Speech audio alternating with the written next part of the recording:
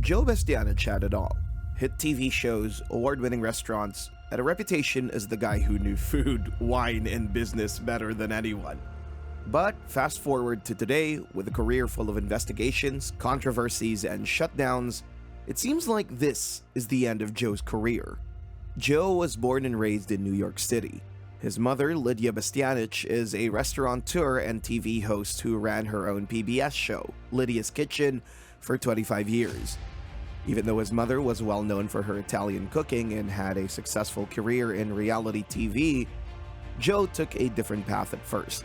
After graduating from college, he began working as a bond trader on Wall Street, starting a career in finance.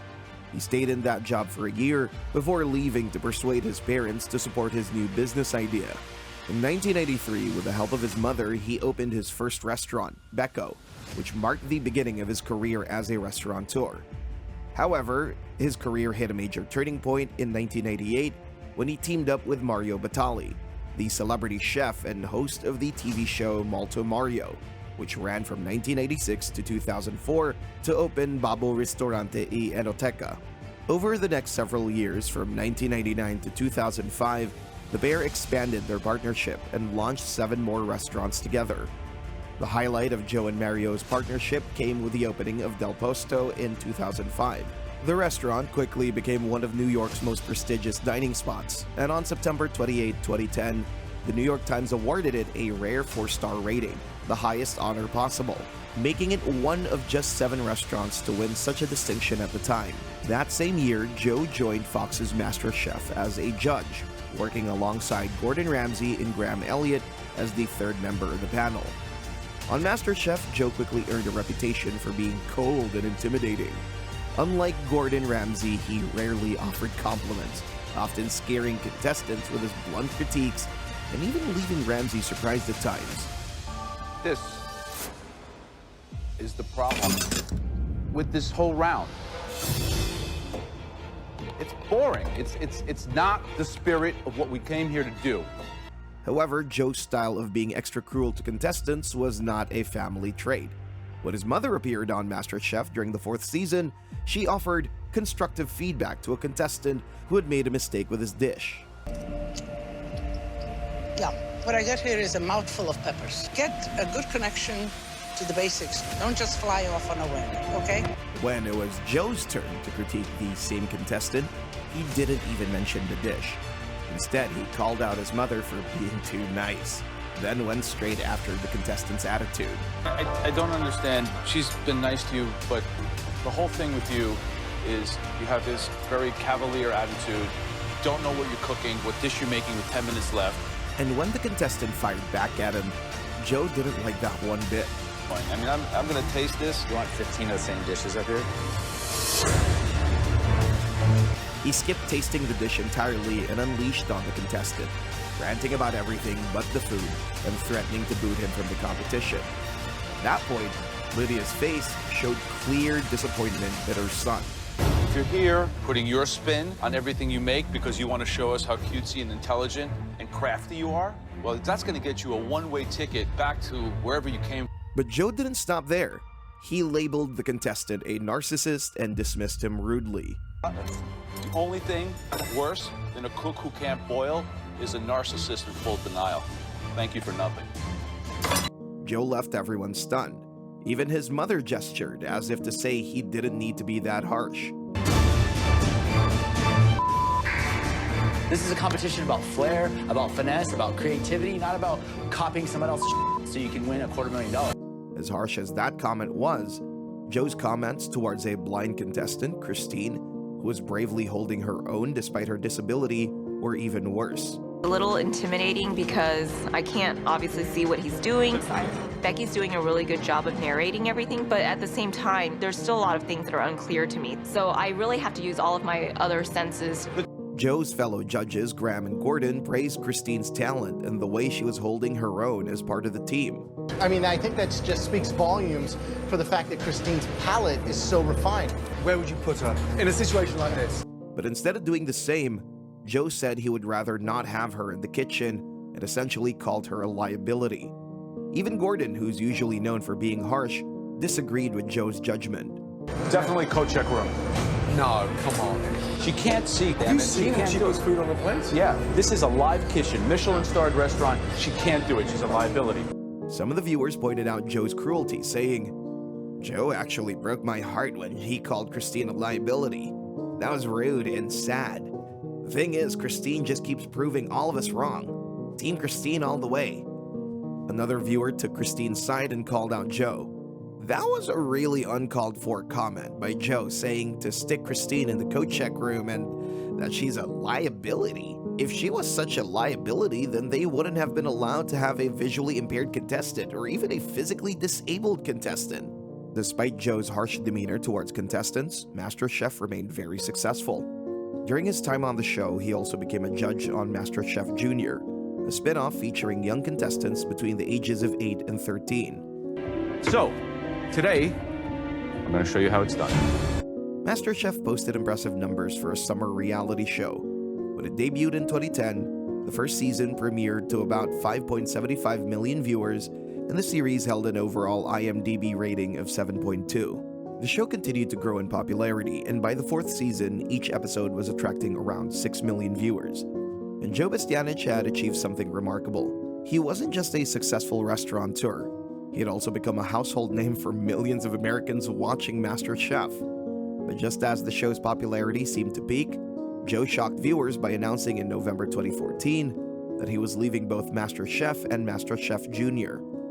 In a long Facebook post, Joe explained the reason behind his exit to the fans. "After several gratifying years as a judge on MasterChef and MasterChef Junior, I've decided not to return for a sixth season.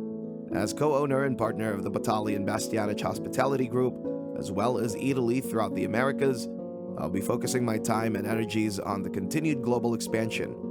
It has been a pleasure working with Fox and alongside Gordon and Graham on 5 seasons of MasterChef and 3 seasons of MasterChef Junior, and I look forward to continuing my current collaborations with Shine America." Although Joe had a good reason for leaving, the timing was strange.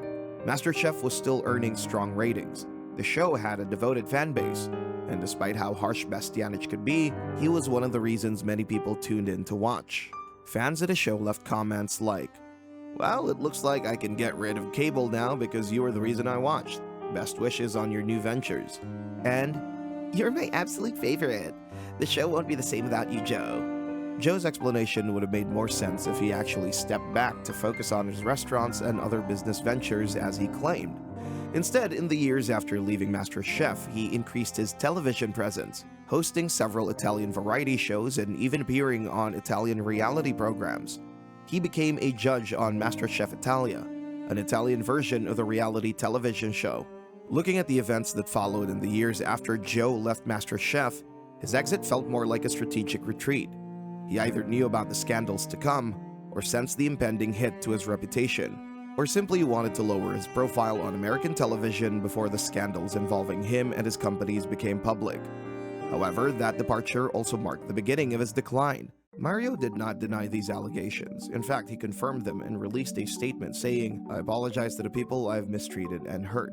Although the identities of most of the individuals mentioned in these stories have not been revealed to me, much of the behavior described does, in fact, match up with the ways I've acted. That behavior was wrong, and there are no excuses. I take full responsibility, and I'm deeply sorry for any pain, humiliation, or discomfort I have caused to my peers, employees, customers, friends, and family." Joe Bastianich was never personally accused of the misconduct at the center of the 2017 scandal, and it's unclear exactly when he learned what was happening with his partner inside the company. However, his restaurant group had already faced legal trouble before then. A former pastry chef at Babbo had sued after alleging that managers hurled slurs at him and then conspired to fire him when he complained. When these allegations surfaced against his partner, Joe released a carefully worded statement that expressed regret without fully accepting legal or moral responsibility. He insisted that he was unaware of Batali's behavior, denied ever seeing him grope an employee, but admitted that he had heard Batali make inappropriate comments to staff. Part of his statement admits this guilt, saying, "I'm sorry that I didn't devote enough attention to the business, didn't do enough to protect my employees, and delegated too much of the day-to-day to others. I'm now refocusing my energies here where they belong, and have already taken taken specific steps to do so. Just 1 month after the Mario Batali bombshell, Joe Bastianich faced his own controversy. In January 2018, an episode of MasterChef Italia aired featuring a segment where Bastianich visited a nail salon in Milan's Chinatown. Although the exchange was in Italian, translations of the subtitles showed that he had made highly offensive remarks, starting by asking the women whether they had Italian or Chinese boyfriends. Allora, hai trovato un fidanzato italiano o fidanzato cinese?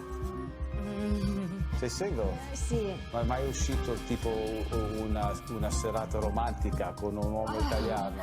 Then he went on to make this very offensive stereotype about Chinese men. Io personalmente che gli uomini cinesi hanno un po' di difetti, a volte sono un po' curti. Sono non adeguati in certe situazioni. But he didn't stop there. He even made some comments about having never seen a dead Chinese person, then asked inappropriate and dehumanizing questions about how Chinese people handle death and burial. Questa domanda che vi faccio adesso: perché non ho mai visto una persona cinese morta? Cosa fanno con i morti cinesi? È morto. È morto, un cinese. Perché in Cina, io sono d'accordo, qualcuno è morto, lo bruci fuori, finito il discorso e fai altri cinesi, no? Ci fai altri bambini. Joe was called out for his comments, and he responded by feigning ignorance. He claimed the segment was scripted and that he knew the women personally, and insisted they had been given questions in advance, so he was only playing along. Then he rounded off his reply, saying, "It's clear that some of what I said was in poor taste and not reflective of my views. I'm sorry I said those things." Joe's conversation with the women echoed his response to the Mario Batali allegations, where he claimed he was unaware of the harassment inside his own company. But this incident suggested that the cultural problems in his restaurants, sexual harassment, discrimination, and toxic environment were not just organizational failures, but may have also reflected Joe's own attitude towards women, minorities, and people he saw as outsiders. Joe's public image had taken a serious hit, and by 2019, he tried to reinvent himself by shifting from reality television to music. In May 2019, he announced that he was retiring from MasterChef Italia to focus on his passion for music, and later that year, he released his first album titled AKA Joe, and by November 2019, he took to Instagram to announce that he was scheduled to be part of a musical concert tour around Italy, but the album failed to generate any real critical acclaim. And just like his exit for MasterChef America, where he said he wanted to focus on his businesses, this shift into music felt less like a bold new chapter and more like a retreat. It suggested a man pulling back from American food television and celebrity status, and instead trying to reposition himself around music and a more European-focused media presence. Despite the pivot and low profile, the allegations against Joe and Mario did not disappear, and on July 22, 2021, they agreed to a $600,000 settlement with the New York Attorney General's office to resolve findings of sexual harassment and discrimination at several of their New York restaurants. The celebrity chef and Bastianich will have to pay a $600,000 settlement to at least 20 former employees. In response to the settlement, Joe released yet another carefully worded statement that avoided offering direct apology to the victims or acknowledging any specific wrongdoing. He did not express shame, take clear accountability, or even directly recognize the harm his employees had experienced. He said, "The past few years have truly been a transformative period, including the pandemic. There have been a lot of lessons learned over the past 3.5 years, and it has given us an opportunity to redefine our business and the culture we want to foster within our restaurants, emerging as the company we want to be." Unfortunately, the $600,000 settlement with the state did not put an end to all of Joe and Mario's legal problems. Several civil lawsuits against Batali, and in some cases, Bastianich, continued after the agreement, as some victims chose to pursue individual cases seeking additional damages and to hold the restaurant owners personally responsible. With multiple controversies and lawsuits attached to his name, Joe Bastianich's restaurant empire began to crumble. Del Posto, one of his most acclaimed New York restaurants, shut its doors in March 2020 when the pandemic hit, and although the closure initially seemed temporary, that turned out not to be the case. On April 10th, 2021, news broke that the legendary restaurant had been permanently closed and sold. The space had been purchased by a group of people that included the restaurant's executive chef, Melissa Rodriguez. The new owners made no attempt to preserve Del Posto's old name and reputation. Instead of trying to revive its legacy, they deliberately chose to erase it. In a video posted on Instagram, Melissa Rodriguez performed a sage-burning ceremony to symbolically cleanse the dining room of its past, a literal attempt to purify the space of the trauma and scandal associated with Bastianich's tenure. The damage wasn't limited to Del Posto. It spread beyond beyond New York to Joe's high-profile restaurants in Las Vegas at the Venetian and the Palazzo, B&B Ristorante, Autoenoteca e Pizzeria, and Carnavino Italian Steakhouse had all been permanently closed on July 27, 2018 as a result of the scandal and the company's inability to operate under the Bastianich name. Joe managed to hold on to Becco, the restaurant he opened with his mother in 1993, but he lost direct control over many of his flagship venues, and his once sprawling empire slipped into survival mode. In January 2025, Joe faced the final humiliation when Stephen Starr, one of America's most successful contemporary restaurateurs, acquired Babbo and Lupa from the Bastianich family. From around 2021, he largely stayed off the spotlight, only beginning to mount a real comeback in 2024 as he re-emerged more prominently in Italian media. And by 2025, Bastianich had returned to television as the host of a new Italian food travel competition series called Foodish, which airs on TV8 and focuses on finding the best local versions of classic dishes. Joe's role on Foodish shows that his career is not completely over, but it also highlights how far he has fallen compared to his peak on MasterChef, one of the world's biggest cooking franchises.